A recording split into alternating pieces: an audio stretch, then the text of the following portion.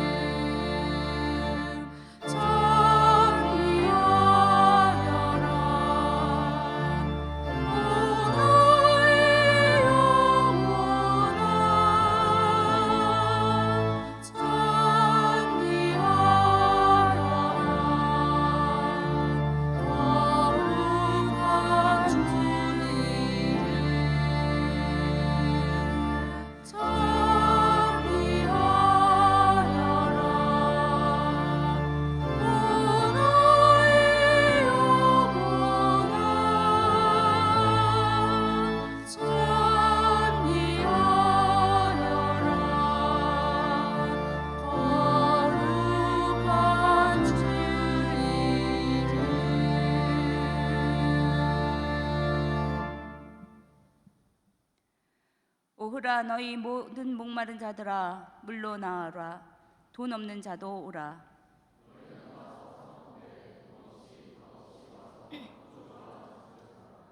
너희가 어찌하여 양식이 아닌 것을 위하여 은을 달아주며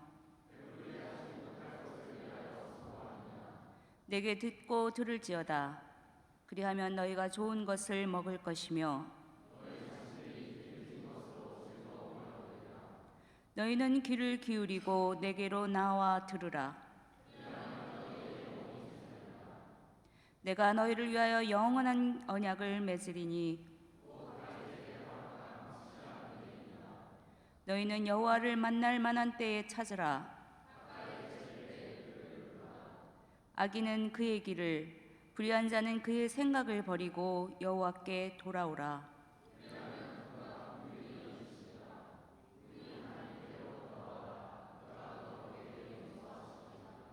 아멘. 다 함께 죄의 고백을 드리시겠습니다. 사랑의 주님, 지난 한 주간의 삶을 돌이켜 볼 때 주님이 원하시는 삶을 살지 못했습니다. 늘 깨어 있어 하나님의 음성을 듣기보다 세상의 소리, 사람들의 소리에 귀 기울여 살았습니다. 측량할 수 없는 하나님의 은혜를 받아 살면서도 그 크신 은혜, 사랑을 주여 저희에게 긍휼을 베풀어 주옵소서. 주여 저희들을 용서하여 주옵소서. 주여 간구하오니 하나님과 멀어졌던 관계가 다시 회복되게 하시고 잃어버렸던 예배의 감격이 온전히 회복하게 하옵소서.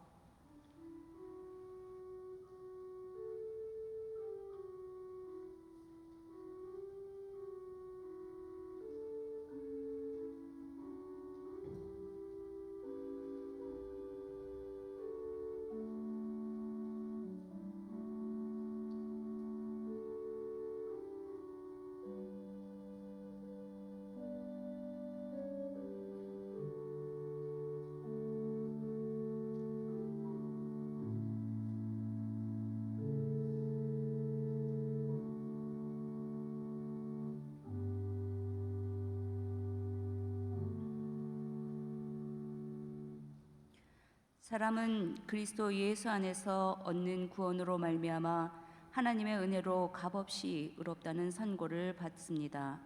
이 말씀에 의지하여 성부와 성자와 성령의 이름으로 여러분의 모든 죄가 사하였음을 선언합니다.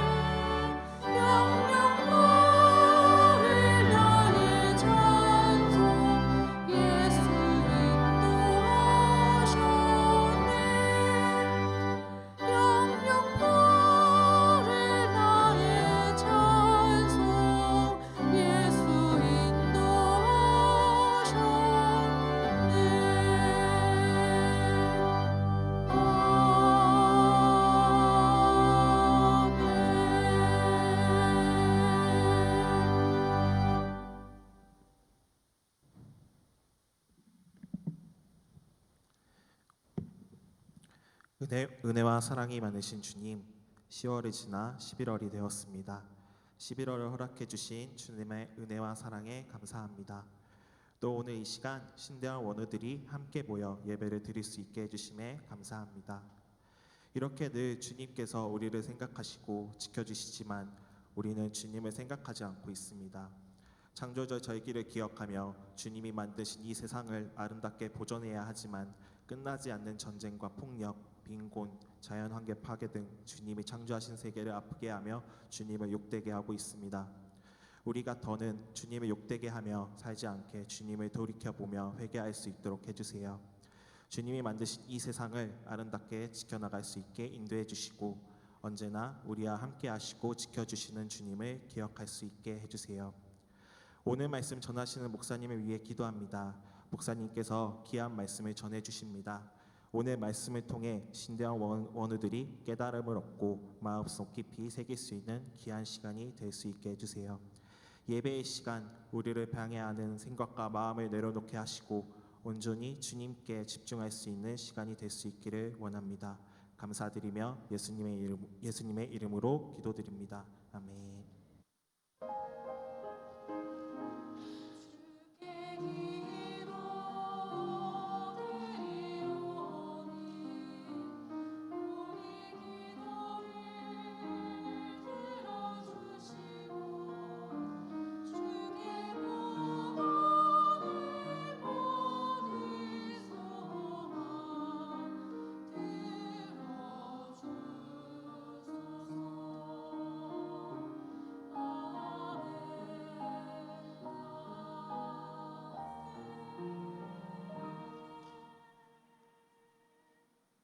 성령께서 교회에게 주시는 말씀을 들으십시오. 에베소서 4장 1절에서 8절 말씀입니다. 그러므로 주 안에서 갇힌 내가 너희를 권하노니 너희가 부르심을 받은 일에 합당하게 행하여 모든 겸손과 온유로 하고 오래 참음으로 사랑 가운데서 서로 용납하고 평안에 매는 줄로 성령이 하나 되게 하신 것을 힘써 지키라. 몸이 하나요 성령도 한 분이시니 이와 같이 너희가 부르심의 한 소망 안에서 부르심을 받았느니라. 주도 한 분이시요 믿음도 하나요 세례도 하나요 하나님도 한 분이시니 곧 만유의 아버지시라. 만유 위에 계시고 만유를 통일하시고 만유 가운데에 계시도다. 우리 각 사람에게 그리스도의 선물을 분량대로 은혜를 주셨나니 그러므로 이르기를 그가 위로 올라가실 때에 사로잡혔던 자들을 사로잡으시고 사람들에게 선물을 주셨다 하였도다. 주님이 주시는 말씀입니다. 주님께 감사드립니다.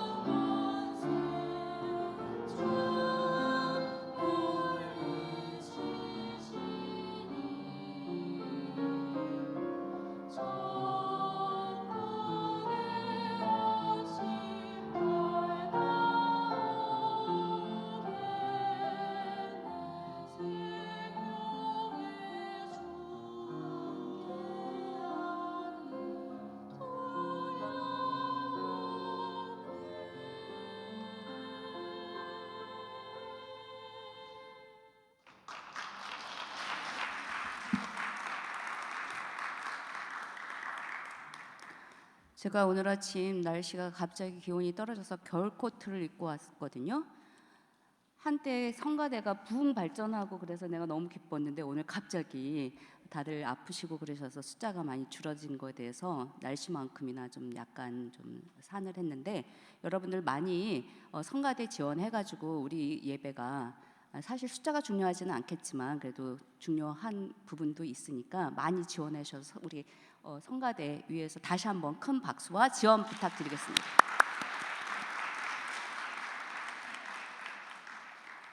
네, 오늘 저희에게 귀한 하나님의 말씀을 전해주실 목사님을 소개하겠습니다. 오늘 설교를 맡으신 문혜미 목사님은 양평에 있는 양평 장로교회 부목사로 섬기고 계십니다. 2013년에 졸업을 하셔서 졸업한 지 10년 만에 내가 어떻게 신대원에 가서 설교를 하겠느냐고 굉장히 망설이셔서 제가 목사님이 설교를 하심으로써 이번에 신대원 졸업생들도 나도 7년 안에 신대원 가서 졸업할 수 있다는 희망을 주실 수 있다고 설득을 했습니다. 여러분들도 졸업하시고 열심히 목회하시면 5년 안에도 저희가 강사로 모실 수 있으니까 열심히 목회하시기 바랍니다. 2013년에 졸업하시고 그리고 또 특별하게 소개를 드리고 싶은 것은 강성은 목사님이 남편 되시는 목사님이시고 같은 교회에서 부부 교역자로 섬기고 있습니다. 그래서 지난 학기에 성평등과 교역이라고 하는 과목에서 우리가 부부 목회에 대해서 기장의 부부 목사님들이 꽤 많으세요. 그래서 그 목사님들이 앞으로 어떠한 신학적인 비전을 가지고 또 목회적인 대안 목회를 할 수 있는지에 대해서도 오셔서 강사로 같이 함께 의견을 나눠주시기도 했습니다. 그래서 오늘은 부르심의 한 소망 안에서라고 하는 말씀으로 말씀을 전해 주실 텐데 성령의 감화, 감동이 있기를 바라겠습니다.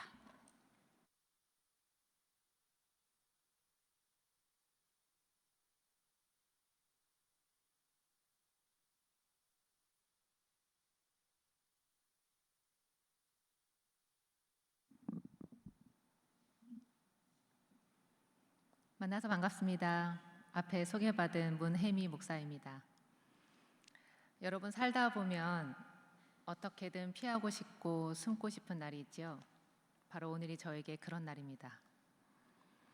참으에 오신 우리 주님의 은총과 평화가 오늘 저와 여러분 모두에게 함께 하시길 간절히 빕니다. 저는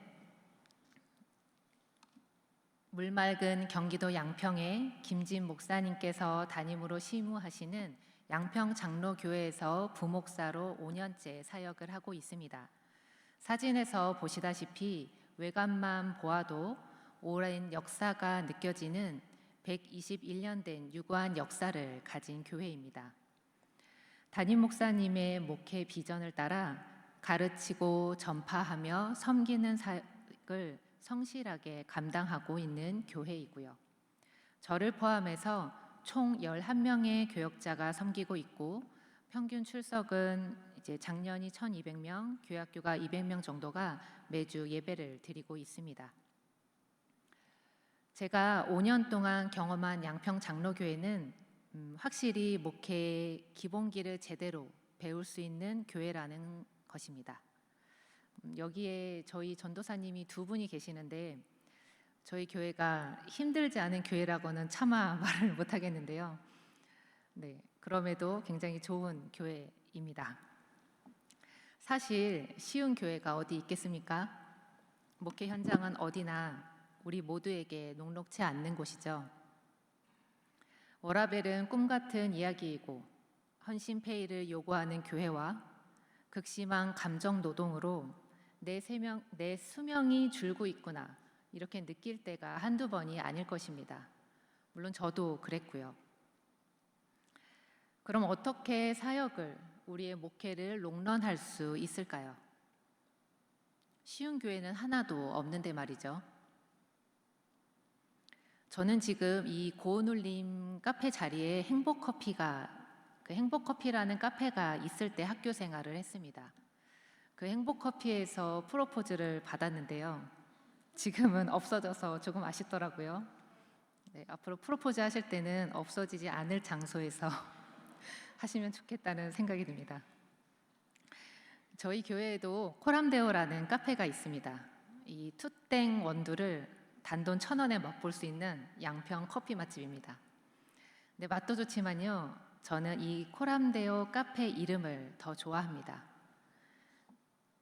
여러분도 아시다시피 이 코람데오라는 말은 앞에서라는 뜻의 코람과 하나님을 뜻하는 데우스가 합쳐진 라틴어죠. 하나님 앞에서. 이것이 목회를 롱런할 수 있는 방법 중에 하나라고 저는 생각합니다. 바로 코람데오 신앙이죠. 나를 부르신 하나님 앞에 사는 것입니다. 사람 앞에 살지 말고 하나님 앞에 경건하고 또 건실하게 살아가는 겁니다. 우리의 사역 현장은 우리를 당회와 또 성도들의 눈을 의식하며 살아가게 하죠. 그런데 사역해 보시면 느끼지 않습니까? 몸이 힘든 건 어떻게든 견디지만 사실 마음이 힘들면 오래 못 간다는 걸요. 저만 공감하나요? 공감하시죠? 우리가 사람 앞에 살 때 우리의 목회는 이렇게 더 힘들어집니다. 우리가 먼저 하나님의 능력과 은혜 앞에 살아야 하고요. 사람의 평가가 아니라 오직 하나님이 나의 평가자이심을 기억하며 사역해야 합니다. 이 코람데오 신앙은 자칫 성도 앞에서만 경건하고 신실한 자가 아니라 하나님 앞에 경건하고 신실한 자가 되는 신앙임을 꼭 기억해 주십시오. 우리를 부르시고 우리의 마음과 우리의 행동을 아시는 하나님 앞에 사는 우리 모든 신대원 원우들이 되기를 간절히 축원합니다. 혹시 이 자리에 계신 분들 중에 목회를 할까 말까 아직 고민 중인 분이 계실까요? 네, 고민 많이 하실 때죠. 전임을 해도 고민합니다. 부목사를 해도 고민합니다. 고민이 언제 끝날지는 모르겠지만 저는 저의 어머니 그리고 아버지 그리고 제 동생들 그리고 뭐 할머니 할아버지 뭐 외가 친가 친척들까지 이전부터 지금까지 아무도 신앙생활을 하는 사람이 없습니다. 17부터 지금까지 저 혼자 신앙생활을 해오고 있습니다. 하나님께 오랫동안 이걸 가지고 물었던 적이 있었어요. 왜 하나님 나를 우리 집안에서 가장 먼저 불러주셨나요? 그런데 어느 날 이 하나님을 모르고 17년을 살았는데 저를 불러주셔서 하나님을 알게 하신 것, 그 하나님을 아는 삶을 살게 하신 것이 그것이 얼마나 큰 선물이고 은혜이구나라는 걸 깨닫게 되었습니다. 사실 모태신앙이신 분들은 자연스럽게 신앙을 접하게 되지만 저처럼 17년 동안 하나님을 모르고 산 사람은 하나님을 알고 난 뒤에 그 삶의 차이가 너무나도 크게 다가왔습니다. 그것이 은혜이고 선물이구나. 물론 먼저 부름받은 제가 해야 할 역할도 많지만요. 여러분, 저는 저와 여러분이 주님의 부르심을 받은 자들이라고 믿습니다. 특히 이 자리에 있는 저와 여러분은 우리는 그리스도인이라는 이름에 만족하지 않길 바랍니다. 우리는 주님의 제자로 부름받은 사람들입니다. 제자라는 이름으로 살아가기를 간절히 축원합니다. 은혜로 우리가 주님의 부르심을 받았고 그래서 이 자리에 있는 것입니다. 그렇다면 여러분, 우리를 부르신 그 주님의 부르심은 완전한 부름입니다. 바울 사도가요, 로마서 11장 29절에 이렇게 말씀합니다. 우리 함께 읽어보겠습니다. 하나님의 은사와 부르심에는 후회하심이 없느니라. 아멘. 하나님께서 우리에게 주시는 선물이나 우리를 부르시는 부르심에는 실수가 없다는 거예요. 후회하심이 없다는 겁니다. 여러분, 우리를 부르심이 그 하나님의 실수, 잘못된 선택이 아니라는 거예요. 그럼 하나님이 우리를 부르신 이유는 무엇일까요? 하나님께서 우리를 부르신 이유는 이렇게 우리에게 좋은 것을 주시기 원하시는 그 하나님의 선하심 때문인 줄로 믿습니다. 우리를 부르셔서 주님이 주시는 것들로 우리가 풍성한 삶을 살기를 원하시기 때문이죠. 그러니 여러분, 우리가 그 부르심에 응답하지 않을 이유가 있겠습니까? 그 부르심에 마땅히 응답하고 살아가야 하겠죠. 그리고 그 부르신 주님이 얼마나 좋은 분이신지를 우리가 깨닫게 되면요, 우리의 순종이, 또 우리의 헌신이, 그리고 우리의 섬김이 매 순간 기쁨과 감사가 될 것입니다. 그런 사람들이 부르심에 합당한 열매를 맺을 수 있게 되는 거고요. 오늘 본문 에베소서 4장 말씀에서 바울 사도는 부르심을 받은 우리에게 이렇게 권면해 주고 있습니다. 에베소서 4장 1절 말씀을 다시 한번 함께 읽겠습니다. 그러므로 주 안에서 갇힌 내가 너희를 권하노니 너희가 부르심을 받은 일에 합당하게 행하여. 아멘. 여러분, 바울 사도가 말씀하는 것은 이것입니다. 너희가 부르심을 받은 대로 합당하게 행하라. 바울 사도가 세 가지 단어를 강조합니다. 첫 번째, 부르심.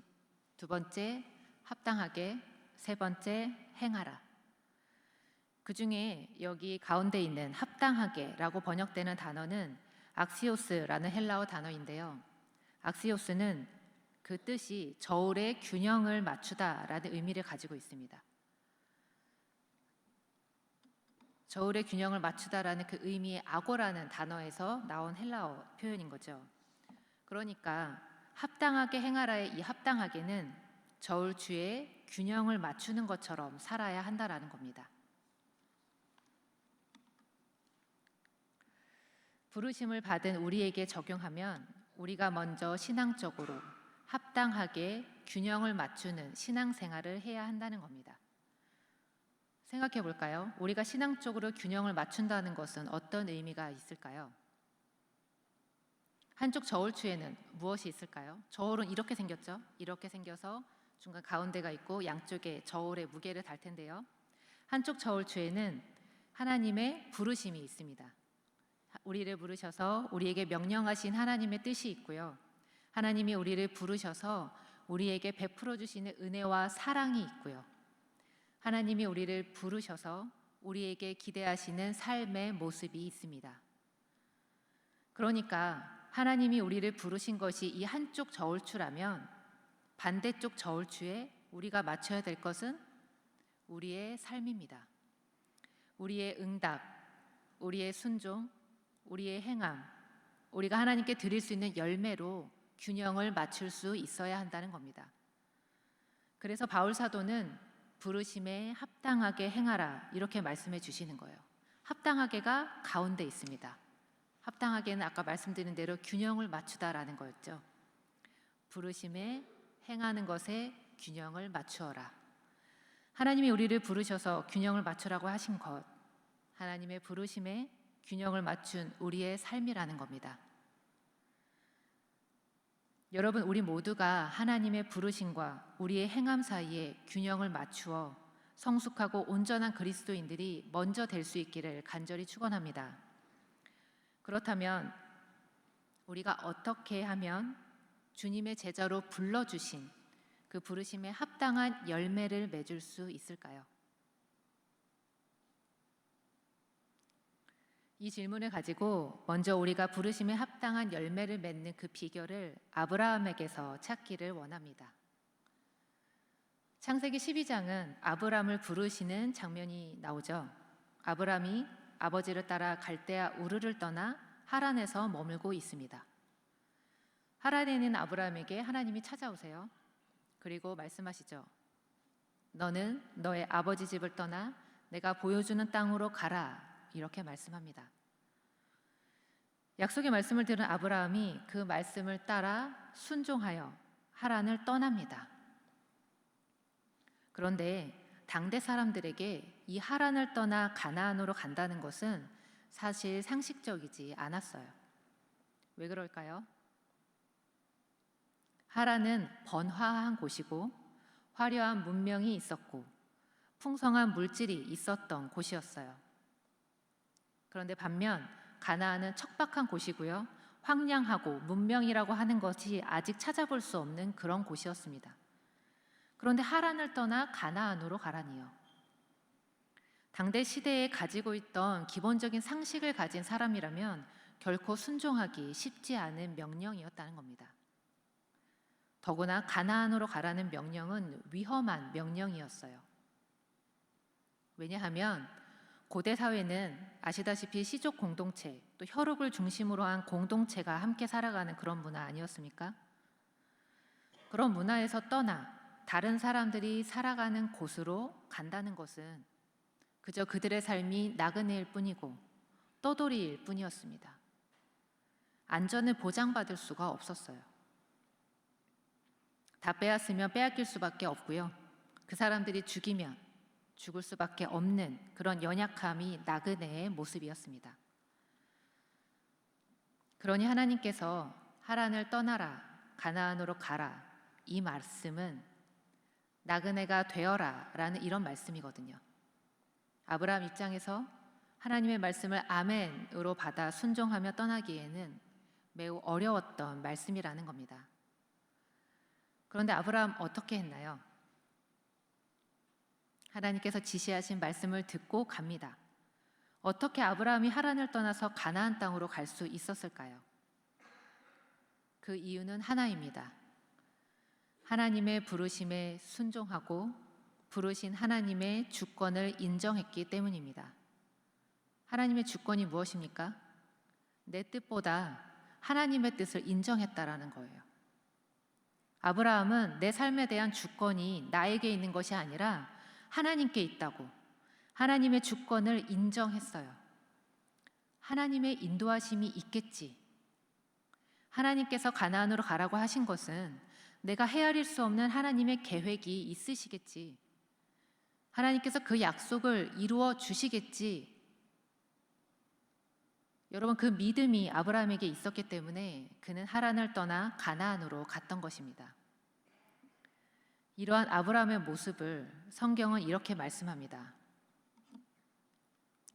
4절 말씀인데요. 이에 아브라함이 여호와의 말씀을 따라갔다. 여호와의 하나님의 그 주권을 인정했다. 이것이 바로 아브라함이 순종할 수 있었던 이유입니다. 사랑하는 여러분, 말씀을 정리합니다. 우리가 부르심을 따라 살아가는 동안 부르심에 합당한 삶의 열매를 맺기 원한다면 가장 먼저 우리에게 필요한 것은 이 하나님의 주권을 인정하는 것에서부터 시작합니다. 내 삶의 주인이 내가 아니라 나를 부르신 그 하나님이 내 삶의 주인이라는 것을 인정하는 겁니다. 내가 생각하는 것보다 더 큰 일을 이루실 수 있는 그 하나님의 능력을 신뢰하는 겁니다. 목회가 두렵습니까? 걱정이 앞서시나요? 저도 저를 믿지 못합니다. 그러나 저는 하나님을 믿습니다. 이런 사람들이 부르심에 순종할 수 있고요. 부르심을 신뢰하고 순종하는 사람들이 부르심에 합당한 삶을 살아가게 될 줄로 믿습니다. 아브라함처럼 그 부름을 따라 부르신 주님의 주권을 인정하고 그 부르심을 신뢰함으로 하나님 주시는 능력을 덧입고 살아간다면 우리가 가야 할 그 목회의 여정이 세상에서 말하는 꽃길은 아닐지라도 조금은 더 해볼 만하지 않을까요? 우리에게 두려움과 걱정이 앞설지라도 언제나 오르신 그분의 주권을 인정하고 신뢰하며 그렇게 담대히 목회의 길을 걸어가는 저와 여러분이 될 수 있기를 진심으로 응원하고 간절히 기도하겠습니다. 말씀 마치며 함께 기도하겠습니다.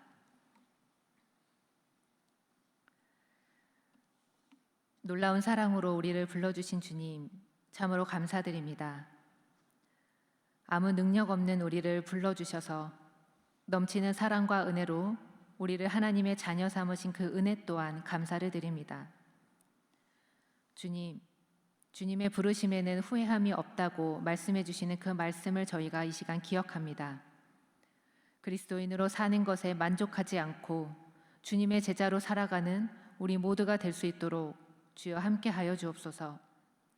우리를 부르신 그 주님의 주권을 인정함으로 그 부르심의 목적에 합당하게 살아갈 수 있도록 저희에게 또한 능력을 더하여 주옵소서. 우리의 삶이 은혜를 입은 사람답게 살아가게 하시고 사람 앞이 아니라 오직 하나님 앞에만 사는 그런 인생이 되게 하여 주옵소서. 또한 부르심에 합당한 사람으로 살아갈 때에 부르신 분의 뜻이 무엇인지를 분별하는 지혜도 허락하여 주옵소서. 우리의 삶이 나그네와 같고 떠돌이와 같을지라도 성령의 이끄심을 따라 하나님 앞에만 살아가는 저희가 되게 하시며 우리가 있는 자리에서 가정과 학교와 사역의 현장에서 성령이 이끄시는 하나됨을 이루며 살아가는 그런 우리의 삶이 되도록 주여 늘 함께하여 주옵소서. 감사드리며 이 모든 말씀 지금도 살아계셔서 역사하시는 우리 주 예수 그리스도의 이름으로 기도드립니다. 아멘.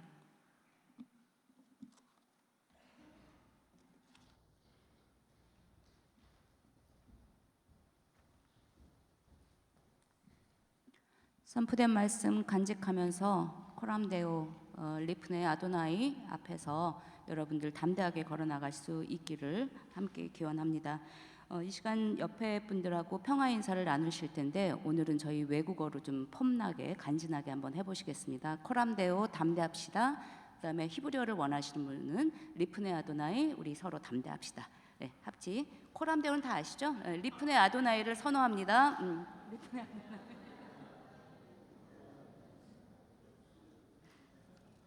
네, 알리는 말씀 몇 가지 알려드리겠습니다.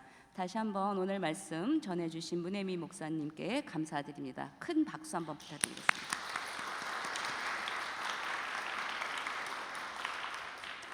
내일은 렛츠 주간 찬양 예배입니다. 기억하시고 함께 예배 준비해 주시기 바랍니다. 특별히 다음 주 화요일 채플은 경동교회 주간 추수감사 예배로 드리는데 저희가 추수감사에 저희들의 일상을 감사하면서 예배 중에 헌금을 하게 됩니다.